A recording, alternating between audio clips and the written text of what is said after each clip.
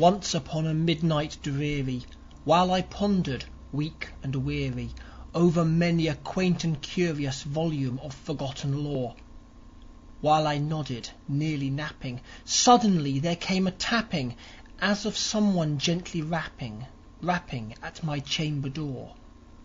"'Tis some visitor," I muttered, "tapping at my chamber door. Only this, and nothing more." Ah, distinctly I remember, it was in the bleak December, and each separate dying ember wrought its ghost upon the floor. Eagerly I wished the morrow, vainly I had sought to borrow from my books surcease of sorrow, sorrow for the lost Lenore, for the rare and radiant maiden whom the angels name Lenore, nameless here for evermore. And the silken, sad, uncertain rustling of each purple curtain thrilled me, filled me with fantastic terrors never felt before, so that now, to still the beating of my heart, I stood repeating, "'Tis some visitor entreating entrance at my chamber door, some late visitor entreating entrance at my chamber door. This it is, and nothing more." Presently my soul grew stronger, hesitating then no longer. "Sir," said I, "or madam, truly your forgiveness I implore. But the fact is I was napping, and so gently you came rapping, and so faintly you came tapping at my chamber door, that I scarce was sure I heard you." Here I opened wide the door. Darkness there, and nothing more. Deep into that darkness peering, long I stood there wondering, fearing, doubting, dreaming dreams no mortal ever dared to dream before. But the silence was unbroken, and the stillness gave no token, and the only word there spoken was the whispered word "Lenore." This I whispered, and an echo murmured back the word "Lenore." Merely this, and nothing more. Back into the chamber turning, all my soul within me burning, soon again I heard a tapping, somewhat louder than before. "Surely," said I, "surely that is something at my window lattice. Let me see then what thereat is, and this mystery explore. Let my heart be still a moment, and this mystery explore. 'Tis the wind, and nothing more." Open here I flung the shutter, when, with many a flirt and flutter, in there stepped a stately raven of the saintly days of yore.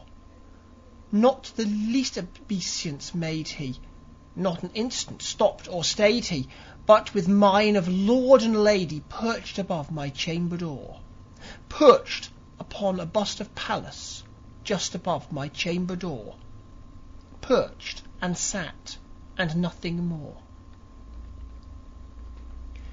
Then this ebony bird beguiling my sad fancy into smiling, by the grave and stern decorum of the countenance it wore, "Though thy crest be shorn and shaven, thou," I said, "art sure no craven, ghastly, grim, and ancient raven wandering from the nightly shore. Tell me what thy lordly name is in the night's plutonian shore." Quoth the raven, "Nevermore." Much I marvelled this ungainly fowl to hear discourse so plainly, though its answer little meaning, little relevancy bore. For we cannot help agreeing that no living human being ever yet was blessed with seeing bird above his chamber door, bird or beast upon the sculptured bust above his chamber door, with such a name as Nevermore. But the raven, sitting lonely on that placid bust, spoke only that one word, as if his soul in that one word he did outpour. Nothing further then he uttered, not a feather then he fluttered, till I scarcely more than muttered, "Other friends have flown before. On the morrow he will leave me, as my hopes have flown before." Then the bird said, "Nevermore." startled at the stillness broken by reply so aptly spoken. "Doubtless," said I, "what it utters is its only stock and store, caught from some unhappy master, whom unmerciful disaster followed fast and followed faster, till his songs one burden bore, till the dirges of his hope the melancholy burden bore of never, nevermore." But the raven, still beguiling all my sad soul into smiling, straight I wheeled a cushioned seat in front of bird and bust and door. Then upon the velvet sinking, I betook myself to linking fancy unto fancy, thinking what this ominous bird of yore, what this grim, ungainly, ghastly, gaunt and ominous bird of yore meant in croaking nevermore.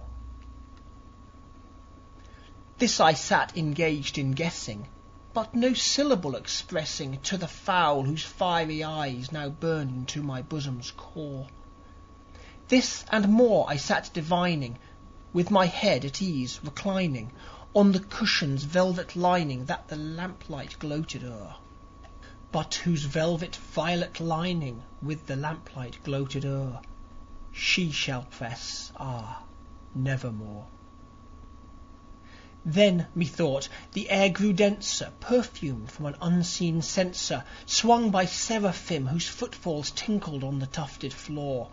"Wretch," I cried, "thy God hath lent thee, by these angels he hath sent thee, respite, respite, and nepenthe from thy memories of Lenore.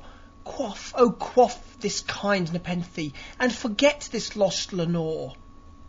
Quoth the raven, "Nevermore." "Prophet," said I, "thing of evil, prophet still, if bird or devil, whether tempter sent or whether tempest tossed thee here ashore, desolate yet all undaunted, on this desert land enchanted, on this home by horror haunted, tell me truly, I implore, is there balm in Gilead? Tell me, I implore." Quoth the raven, "Nevermore." "Prophet," said I, "thing of evil, prophet still, if bird or devil, by that heaven that bends above us, by that God we both adore, tell this soul with sorrow laden, if, within the distant Aidenn, it shall clasp a saintly maiden whom the angels name Lenore, clasp a rare and radiant maiden whom the angels name Lenore." Quoth the raven, "Nevermore." "Be that word our sign of parting, bird or fiend," I shrieked, upstarting, "get thee back into the tempest and the night's plutonium shore. Leave no black plume as a token of that lie thy soul hath spoken. Leave my loneliness unbroken. Quit the bust above my door. Take thy beak from out my heart, and take thy form from off my door." Quoth the raven, "Nevermore." And the raven, never flitting, still is sitting on the pallid bust of Pallas just above my chamber door. And his eyes have all the seeming of a demon's that is dreaming, and the lamplight o'er him streaming throws his shadow on the floor. And my soul from out that shadow that lies floating on the floor shall be lifted nevermore.